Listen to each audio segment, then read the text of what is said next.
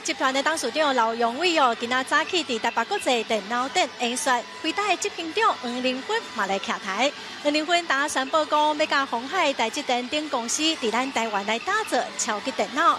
经济部是表示讲，会来提供必要的协助。黄玲芬嘛强调讲，咱台湾有真侪优秀的公司甲人才，嘛学了讲，咱台湾是世界运算的中心。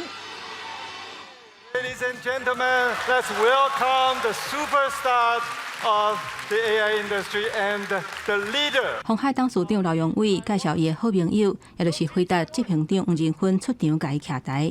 两个人伫台顶是讲甲真欢喜。刘永伟伫2025年电脑展览 Keynote 演讲，讲到智慧城市甲 AI 的后一步要做超级电脑。We've been coming here for 30 years. Yeah. And somebody did a count. We have 350 partners here as a computing company. This is the epicenter of the world's computing industry. This is where it starts.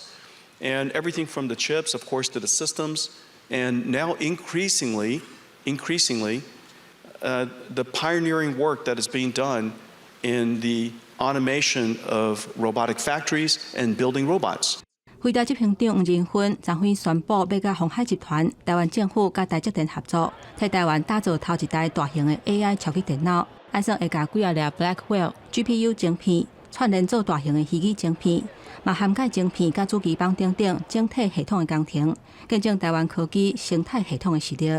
许多像开源的 AI 的技术的问世，象征 AI 不再仅是大国或者是科技巨头的专属领域，而是正加速普及化，带动更多边缘应用与分散服务的新机会。大厂顺这个势，互 AI 产业链拢受惠。像是电脑展览起股的头一日，各大厂商拢已经准备好势，包括34个国家1400间的厂商来参与，大部分拢把重点放伫 AI 的运用。我想更快绝对是一个，第二个就是说它可以接触很多的感知器，然后这运算如何可以变得更快速，我想这是另外一个很大的优点。